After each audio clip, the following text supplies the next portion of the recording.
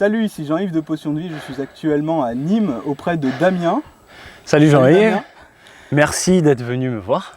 Bah écoute, je crois que le cadre n'est pas désagréable du tout. On est à Colias, je crois, près de Nîmes, c'est ça? C'est ça.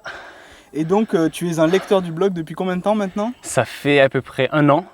1 an, et donc j'ai suivi un petit peu ce que tu faisais, et tu t'es lancé dans une expérience un petit peu particulière puisque tu as décidé de te lancer dans l'expérience du sommeil polyphasique, c'est-à-dire de dormir à peu près 2 heures par jour, c'est ça? C'est ça, ouais.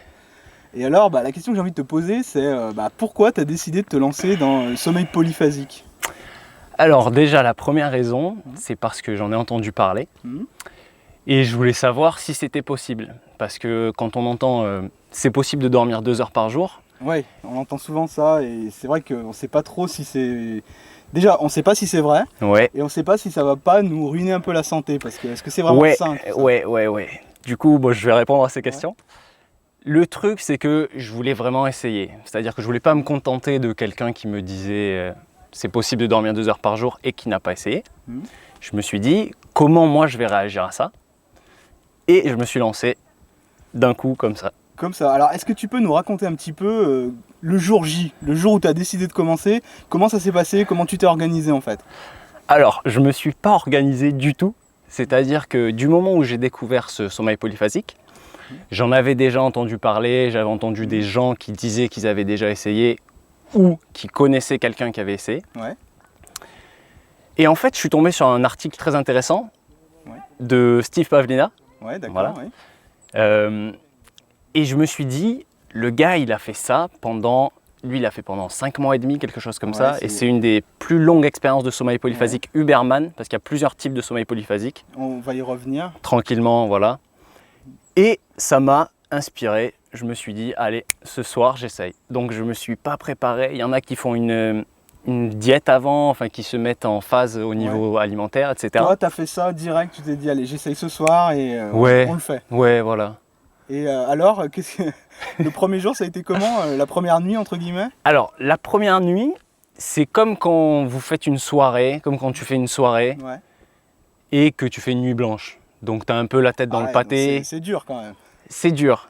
Mais on va arriver à un truc plus marrant. C'est le 2e jour. Enfin, le 3e jour, quoi. Après la 2e nuit. Le premier jour, c'est bon. Donc, tu dis c'est comme une nuit blanche. Mais alors, justement, la semaine qui suit. Voilà. Quand le week-end est passé et que tu te dis, bon, maintenant c'est la semaine, qu'est-ce qui se passe dans les jours qui suivent? C'est une très bonne question. Alors, la grosse difficulté, selon moi, c'est le jour 2, 3 et 4. D'accord. Les jours 2, 3 et 4, on se sent mais comme un zombie, c'est épouvantable des fois. J'ai un journal de bord où je décris chaque jour en fait comment je me sentais. Et du coup, il y a des moments où on sent que même mon écriture, parce que j'écris au moment où je le vis, donc c'est imprégné de... C'est une vraie expérience, c'est vraiment au jour le jour. Ouais. Tu le fais pas après coup, tu le fais pas avant, tu le fais vraiment au moment où tu fais l'expérience. Exactement. Donc j'imagine qu'on doit te voir avec les yeux marqués. C'est un peu ça. C'est un peu ça. Et donc si on arrive à tenir quand même les 4 premiers jours, qu'on arrive à passer, disons, le cap de la première semaine, ça commence à aller beaucoup mieux. Et après, c'est juste formidable au niveau du vécu. C'est-à-dire que c'est des choses que je peux décrire comme ça, que je décris dans mon blog, mais à vivre, c'est vraiment intense. C'est-à-dire que la notion de temps, elle est complètement différente. Tu réfléchis plus en termes de jours. Tu te dis pas, est-ce que j'ai fait ça aujourd'hui? Tu sais même plus quel jour c'est aujourd'hui.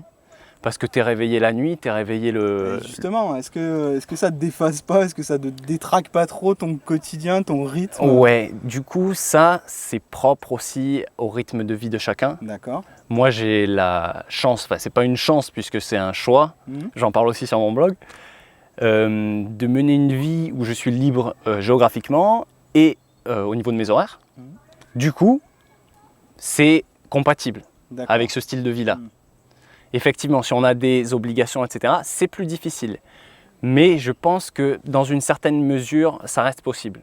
Je vous dirai pourquoi après. Alors, tu t'es mis à avoir d'un coup beaucoup de temps libre.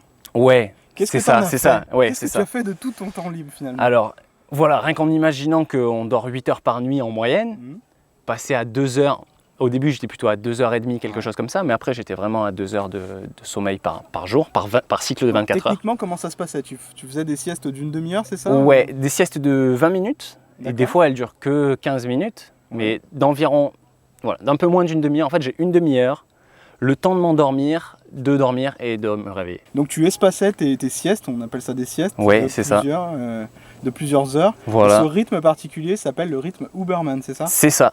C'est ça. Il y a aussi d'autres cycles de sommeil polyphasique que j'ai expérimenté par la suite, mais celui que j'ai chroniqué, c'est Huberman parce que c'est celui qui est peut-être le plus contraignant et qui permet de libérer le plus de temps.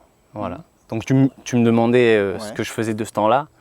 Pour moi, ça a été super au niveau de plein de plans parce qu'en fait, j'avais le temps pour faire mon travail. Ouais. Donc j'avais des contrats en ce moment, je pouvais les faire largement, c'est-à-dire que dans ma journée, j'avais largement le temps d'avancer.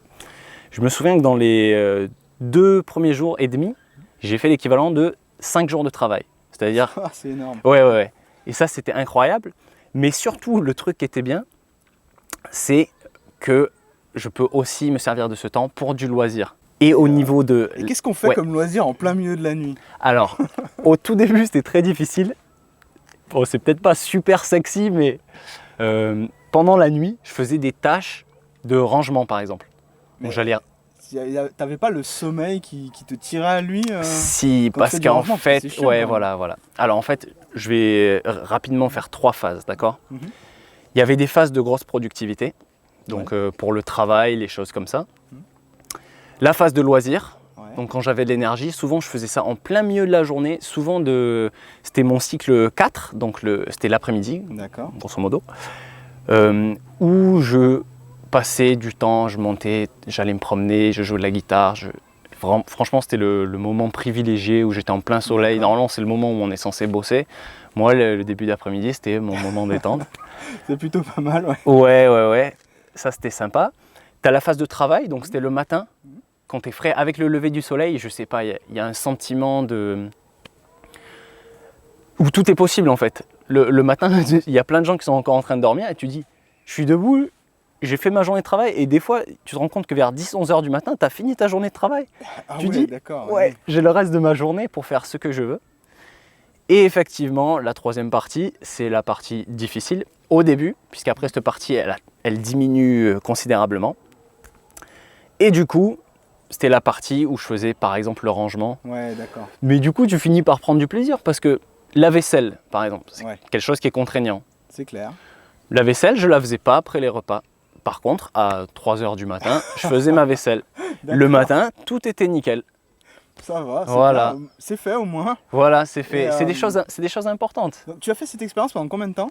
Alors, je l'ai faite à la base, je voulais faire 1 mois. Ouais. Et au final, je l'ai fait pendant 53 jours. 53 jours, donc 53 jours. C'est presque 2 mois ça. Ouais, d'accord. Et pourquoi tu as décidé d'arrêter en fait? Alors, il y a 2 raisons. La première, c'est socialement. C'est-à-dire que quand je l'ai commencé, j'étais en voyage. Je travaillais ailleurs, mais en fait, je peux travailler de différents endroits. Donc, c'est un peu pareil au niveau du boulot. Ça n'a pas changé niveau boulot. Sauf que avec mes amis, c'était un peu difficile. Il y a eu des situations marrantes. Par exemple, j'étais parti en rando avec des amis.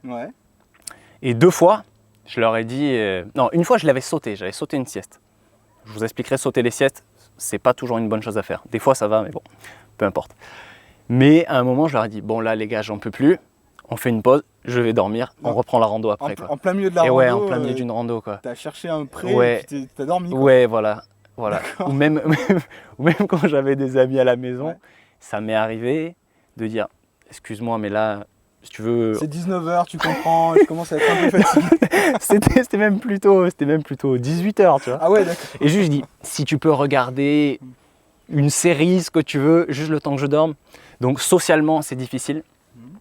Si vous êtes étudiant ou vous avez un métier, c'est possible. Justement, est-ce que c'est possible de pratiquer le sommeil polyphasique quand on est salarié, qu'on a déjà une vie de travail où on bosse 8 heures par jour? Alors, déjà, en sommeil polyphasique, il y en a d'autres qui sont intéressants. Huberman, il est violent, quoi. Concrètement, il est pas évident à tenir. Ouais, d'accord. Voilà. Après, les bénéfices, ils sont multiples. Ouais, notamment au niveau du temps disponible. Clairement.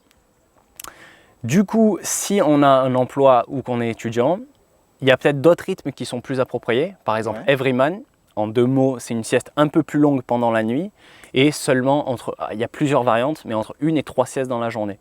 Donc si vous avez un trou, 1 heure de cours ou même le midi, c'est possible. Il faut en avoir envie, il faut vraiment trouver la motivation chez vous. C'est-à-dire que ce temps-là, il faut avoir envie de ce temps-là. Moi, si j'ai réussi, c'est parce que j'étais motivé pour profiter de ce temps-là, quoi. Et bon alors, imaginons, voilà, je suis intéressé. Donc toi, tu as décidé d'arrêter le sommeil polyphasique parce que ça rentrait plus en accord avec, avec ta vie sociale, avec ton boulot aussi peut-être. Mon boulot, ça allait. C'est quoi alors qui t'a fait arrêter en plus? Oui, parce que j'avais dit qu'il y avait deux aspects. Donc il y a la vie sociale et l'autre, ça a été les déménagements. Je suis rentré en France, j'avais été à l'étranger pendant plus d'1 an. J'avais pas mal bougé. Et du coup, j'ai déménagé, j'ai vécu chez des amis, j'ai acheté un appartement que tu as vu entre-temps. Et du coup, à ce moment-là, je ne vivais pas à un endroit fixe. Et c'était extrêmement difficile parce que dormir, changer à chaque fois, c'était trop de données. C'était vraiment trop de changements à gérer. D'accord, je comprends. Imaginons que quelqu'un qui regarde cette vidéo soit intéressé par tester l'expérience. Quels seraient tes conseils et tes recommandations et les pièges à éviter? Alors, le premier conseil, c'est d'essayer. Parce que juste avoir l'idée d'essayer, c'est déjà bien. C'est mieux que de ne pas vouloir essayer. C'est clair, mais juste, ça peut vous faire découvrir quelque chose. Ça peut changer la perception du sommeil. Ça peut changer, comprendre ses propres besoins en sommeil. Ça, c'est un des retours que j'ai eu qui est vraiment précieux. C'est me dire, tu arrives à vivre avec 2 heures de sommeil. Avant, je faisais une nuit, je dormais que 5 heures par exemple. Je me disais, ta journée, tu vas être crevé aujourd'hui. C'est vachement psychologique. D'accord. Et après, tu te rends compte que tu peux réparer ça. Tu en parlais il n'y a pas longtemps en plus de la micro-sieste. C'est vrai, la micro-sieste. J'ai même fait un défi quand j'étais aux États-Unis. Oui, je l'avais vu. Micro-sieste pour avoir de l'énergie pour faire les trails l'après-midi, parce qu'à force de les enchaîner jour après jour sous une chaleur à 35 degrés, au bout d'un moment, vous n'avez plus trop d'énergie. Et rien que le fait de faire une micro-sieste, on ne parle pas de sommeil polyphasique là, mais de micro-sieste, rien que ça redonnait un boost d'énergie. Ouais, c'est exactement ça. J'ai eu la même conclusion que toi. Et du coup, tu peux appliquer ça même à une vie plus monophasique. Monophasique, c'est une phase. Polyphasique, plusieurs phases. Voilà. Et donc ça, tu conseillerais tester même une journée, enfin une nuit quoi. Ça suffit. Nuit. Alors, c'est pas que ça suffit, mais déjà ça te donne une idée vraiment de ce que c'est. Une nuit, je pense que c'est trop court. Je pense que même 3 nuits, c'est trop court. Je pense qu'on sent les effets au bout d'une semaine. D'accord. Donc pour que l'expérience soit valable, tu conseilles de le faire une semaine. Je conseille de le faire une semaine. Après, je pense que c'est corrélé au niveau de stress. Plus tu te sens bien, c'était un moment où je me sentais vraiment très bien, enfin je me sens toujours bien quoi. Et du coup, ça permet de ne pas avoir besoin de trop dormir. Si on est trop stressé, le sommeil, et notamment la phase de sommeil profond, permet de récupérer. Le sommeil polyphasique, je ne vais pas rentrer dans les termes trop techniques, vous pouvez voir en explication sur mon site. Ça permet d'avoir le sommeil paradoxal, c'est celui qui repose les méninges, etc. Mais au niveau physique, notamment si vous faites beaucoup de sport, c'est difficile. J'ai essayé de faire du sport pendant, le corps a du mal à récupérer avec des siestes aussi courtes. Du coup, j'imagine que si tu es un étudiant qui est stressé par ses examens, éviter. Pour les étudiants. Ça peut être tentant de vouloir gagner du temps pour réviser plus par exemple, mais bon. Pour les étudiants, 2 choses. Premièrement, il faut essayer. Si vous voulez essayer, c'est mieux d'essayer à une période qui n'est pas trop stressante, pas juste avant les examens. Pendant les vacances. Non mais sérieusement, pendant les vacances c'est possible. Et ensuite, c'est de faire un rythme qui soit compatible avec vous, avec vos horaires. Uberman, clairement, je ne le conseille pas. Je ne le conseille pas pour un étudiant. S'il y en a qui le font, respect, parce qu'arriver à gérer les études avec ça, c'est costaud. Mais rien que diminuer son sommeil, dormir par exemple 4h30 par nuit, se lever tôt, et faire 2 siestes dans la journée, c'est gérable pour un étudiant. Après, ça va être sa gestion personnel. Ça va être en fonction de comment il se sent, etc. etc. Donc c'est propre à chacun. Vraiment, ce que je conseille, c'est d'essayer, voilà, de se lancer, voir ce que ça donne pour vous. Damien, en tout cas, je te remercie de nous avoir parlé du sommeil polyphasique. Mais merci à toi. Ça a été un plaisir, et puis beaucoup d'informations aussi pour nos lecteurs. Si vous avez envie de tester, attention, prenez bien en compte les recommandations de Damien. Ouais, Damien, attention. Je te remercie encore une fois, et puis je te dis à la prochaine. Merci à toi, à la prochaine, à bientôt. Salut. Salut, ciao.